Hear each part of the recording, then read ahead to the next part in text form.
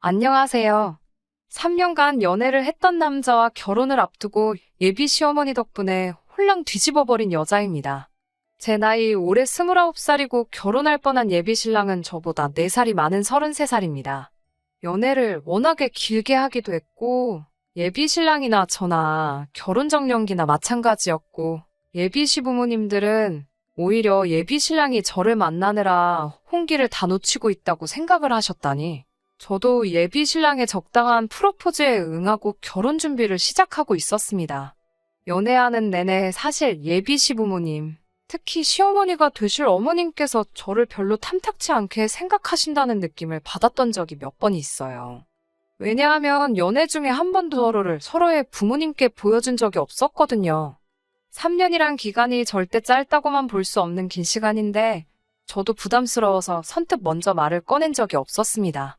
하지만 무엇보다 예비 신랑이 나서서 자기 부모님들 보여주는 걸 꺼려 했었습니다. 어렴풋이 자기도 알고 있었나 봐요. 시어머니를 미리 보여줬다간 결혼은커녕 연애도 유지 못하겠다는 사실을요. 아무튼 예비 신랑의 프로포즈를 받고 예비 시어머니 집에 초대를 받아 처음 가보게 된 날이었어요.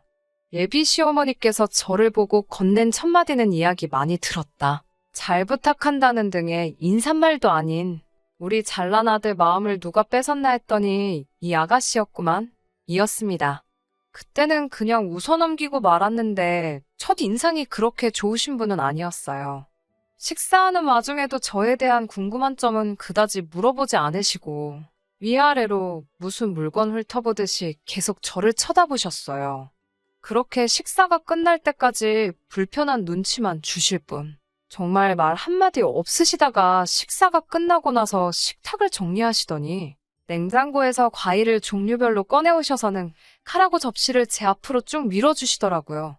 저는 뭔가 하고 멀뚱히 쳐다보고 있었는데 예비 시어머니께서 저한테 뭘 구경만 하고 가만히 앉아있냐고 하시더군요. 과일 깎는 걸 한번 봐야겠다고 하시며 어디 한번 깎아보라고 하시더라고요. 저도 깎으라고 무조건 과일 깎는 그런 사람도 아니었고 사실 이런 것들은 이미 먼저 시집간 친구들에게서 들은 이야기도 있고 해서 암만 시어머니 되실 분이 시킨다고 원하는 대로 할 생각도 없었어요. 단지 설마 했지만 제 시어머니 되실 분이 저한테 이런 걸 시키실 거란 생각을 하지 못했죠. 어머님께 어머님, 저는 과일을 껍질째 먹어요. 예랑이가 자기는 과일을 깎아 먹는다고 해서 저희끼리는 과일 먹을 때 깎아 먹을 사람은 직접 깎아 먹기로 했어요. 라고 말씀드리고 과일 접시를 예비 신랑 쪽으로 쭉 밀어버렸어요.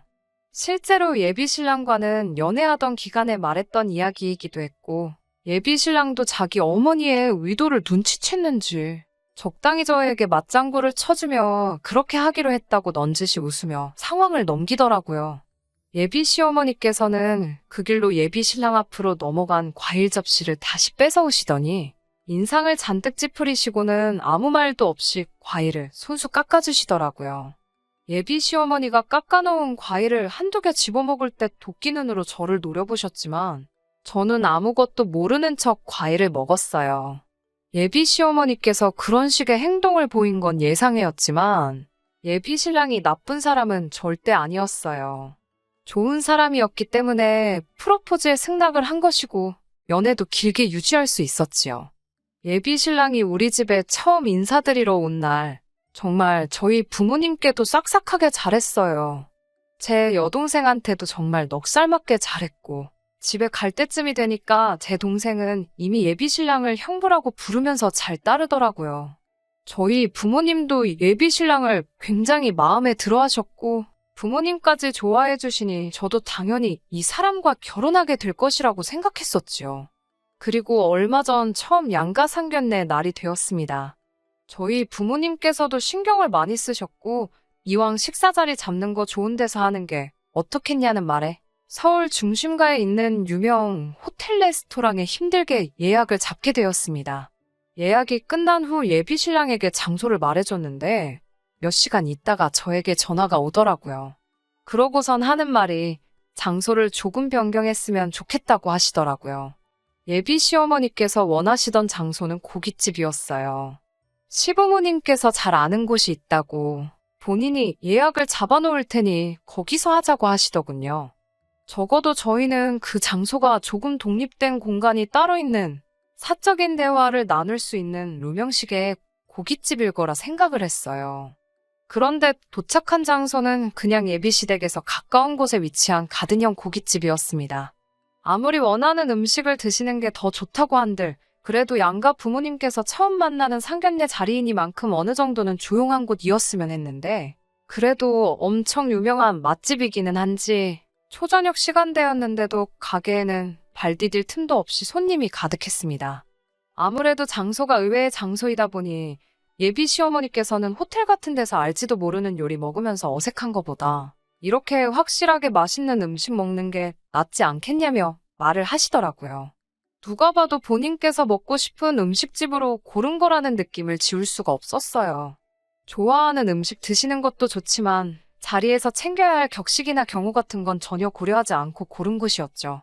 저희 가족은 부모님과 저 이렇게 3명이 참석했고 예비신랑 가족은 부모님 포함 예비신랑 위로 있는 형까지 데리고 나왔더라고요. 처음에 서로 인사하고 따님 잘 키우셨다. 아니다. 아드님도 잘 키우셨다 하면서 서로 덕담 나누고 시작했어요. 그때까지만 해도 분위기가 좋았는데 예비 시어머니께서 저희 어머니한테 예비 사도는 고기를 참 많이 드셨나 보다. 고기를 많이 드셔서 빵점짜리 어머니가 되셨나 보네. 이러더라고요. 그러면서 괜히 고깃집에 데려온 게 아닌가 몰라 하면서 깔깔 웃더라고요. 무슨 소린가 싶었어요. 방금까지 서로 자식들 잘 키우셨다 나누던 분이 갑자기 저희 어머니한테 빵점 어머니라는 말을 하시다니요. 무슨 소린가 했더니 진짜인지는 모르겠는데 무슨 육류가 산성음식이고 산성음식을 많이 먹으면 나를 낳는다나 어쩐다나 한다고 하더래요. 그래서 저희 아버지가 먹을 고기까지 어머니가 다 뺏어 드셔서 딸만 둘 낳았다 이 말을 하고 싶었나 보더라고요. 그러면서 자기는 아들이 둘이나 있으니 100점을 2번 받아서 200점짜리 엄마라고 하더라고요. 우리 어머니 딸만 낳은 걸 비하하려고 하는 그 말에 저희가 반응도 하기 전에 곧바로 다음에 이어하시는 말도 어이가 없었습니다. 저에게 여동생이 있다는 사실을 들었는데 왜 자리에 데리고 나오지 않았느냐 물어보시더라고요.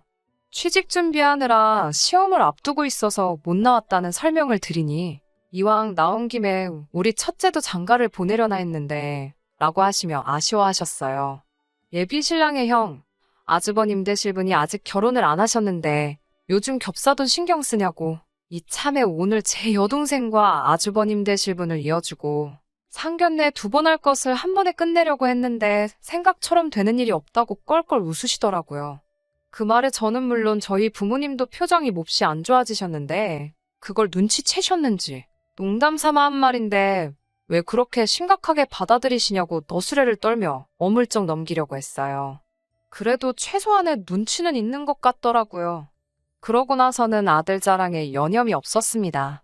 우리 잘생긴 아들 하면서 칭찬을 하시는데 제 남편 될 사람 외모를 가지고 제가 잘생겼나 못생겼나 하는 것도 그렇지만 객관적으로 봤을 때 그냥 평범한 정도거든요. 키도 여자인 저랑 비슷한 편이고 괜찮은 회사 다니고 있기는 하지만 그렇다고 아들에게 자부심을 느낄 정도의 엄청난 회사는 아니었어요. 저 또한 조건만 보면 예비 신랑에 비해 처지는 부분도 하나 없고 집안 형편도 예비 시댁에 비해 모자라거나 한 부분은 하나도 없거든요.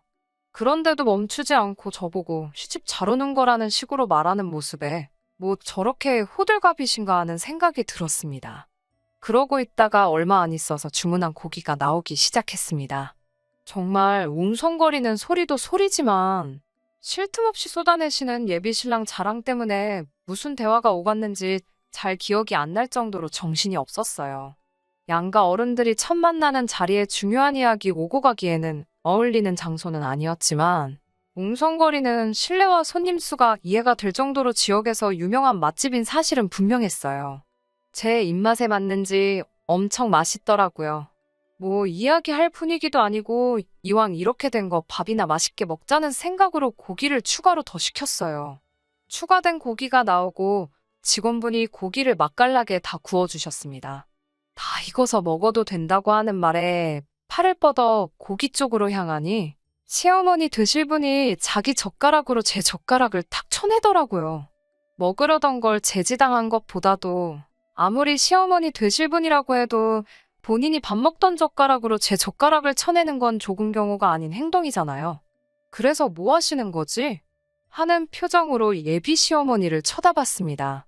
그러더니 하시는 말이 너도 너희 어머니같이 빵점짜리 엄마가 되고 싶은 거냐고 고기 좀 그만 먹으라고 하더라고요. 산성 음식인 고기는 남자인 우리 아들이 많이 먹어야 하고 여자가 앞으로 아들 낳으려면 알칼리성 음식 위주로 먹어야 한다고 말하며 너는 나 같은 1등 며느리 되고 싶으면 이런 거나 열심히 먹으라고 쌈채소가 들어있는 바구니를 제 앞에다가 툭 던져주더라고요. 너희 엄마 같은 빵점짜리 엄마가 아니라 나 같은 200점짜리 엄마가 되고 싶으면 지금부터 미리미리 준비를 해야 아들을 낳지 않겠냐고 으스대면서요. 그 말이 끝나기가 무섭게 제 앞에 놓여진 쌈채소들이 하늘을 날고 있었어요. 예비 시어머니 말을 듣고만 계시던 저희 아버지께서 참다가 결국은 폭발해 버리신 거예요. 아버지는 예비 시어머니가 제 앞으로 던져준 쌈채소 바구니를 낚아채 그대로 던져버리신 거죠. 순식간에 상추 세례를 받아버린 예비 신랑의 부모님들은 갑작스러운 상황에 화도 내지 못하고 상황 파악도 안 되는지 어안이 벙벙해 있더라고요. 아들 둘 낳은 게 두 분한테는 얼마나 큰 자랑인지는 모르겠지만 대놓고 내 와이프한테 점수 매기며 여태까지의 우리 결혼 생활을 부정하는 사람들에게 저를 시집 보낼 생각이 없으시다고요. 이 일로 하여금 제가 아버지를 원망하게 된다고 해도 상관이 없고 애초에 아버지는 저를 그런 일로 가족들과 등지고 살 사람으로 키우신 적 없다고 하더라고요. 이에 질세라 저도 같이 한마디를 했지요. 어머님도 두 아들을 둔 어머니이기 이전에 집에서는 딸이지 않으시냐고. 예비 신랑을 참으로 좋아하는 건 사실이고 그래서 결혼까지 승낙한 상황이긴 하지만 저도 저희 아버지 뜻에 따라 이 결혼은 처음부터 다시 생각해봐야겠다고 말씀드렸어요. 그리고 자리에서 일어나 뒤도 안 돌아보고 돌아갔죠. 예비 신랑이 가게 밖까지 쫓아나와 저와 저희 아버지한테 사과를 하더라고요. 아버지는 너네가 사과해야 할 사람은 우리가 아니라 그 자리에서도 끝까지 한마디 안 한 우리 안 사람한테 해야 하는 게 맞다고 하셨고 그런 부모를 둔 계제는 아니니 예비 신랑이 사과할 필요도 없다고 하셨어요. 정작 사과를 해야 할 시어머니는 가게 안에서 스트레스를 풀고 있는 건지 코빼기도 나오지 않고 있는 상황이었거든요. 저도 고개를 절레절레 흔들고 그렇게 결혼까지 생각했던 그 남자를 뒤로하고 집으로 돌아왔습니다. 그렇게 결혼까지 준비하던 남자친구와는 이별하게 되었네요. 말씀드린 대로 3년이라는 긴 연애를 하며 결혼까지 확신을 줬던 사람이니만큼 아쉬운 마음이 없다고 한다면 그건 거짓말이겠지요. 실제로 가끔도 생각이 납니다. 그래도 다시 시작할 생각은 없어요. 제가 사랑에 눈이 멀어 미래가 뻔히 보이는 불구덩이 안으로 스스로 들어갈 정도로 상황 판단을 못하는 사람은 아니니까요. 그 집에 며느리로 들어가면 적어도 저에게 무슨 일이 펼쳐질지는 이미 상상을 해보지 않아도 눈앞에 선할 정도로 안 봐도 비디오거든요. 아들만 갖는 게 얼마나 자부심을 느낄 일인지는 알 생각도 없고 평생 가도 모르겠지만 그래서 저도 아쉬움 가질 생각이 들기도 전에 곧바로 이별하게 되었습니다. 그날 일을 돌이켜 생각해봐도 아버지가 너무 성급했다고 생각하지 않습니다. 자식이기는 부모 없다고 그 와중에 제 생각한다고 아무 말도 못하셨다면 오히려 그 상황이 더 실망스러웠을 것 같아요. 어김없이 저의 기대를 저버리지 않고 엄마 편을 들어준 아버지가 오히려 더 멋지게 느껴집니다. 저도 이제 다시 새로운 사람을 만난다면 그 어떤 상황에서도 배우자의 곁을 든든히 지켜주는 아버지 같은 사람하고 만나고 싶네요. 그러면 앞으로 제 앞에 나타날 사람을 기대하며 오늘 사연은 여기서 이만 줄이도록 하겠습니다. 끝까지 들어주셔서 감사합니다. 오늘의 사연은 여기까지입니다. 구독과 좋아요, 알람 설정 부탁드리고 더 좋은 사연으로 다시 찾아뵙겠습니다. 감사합니다.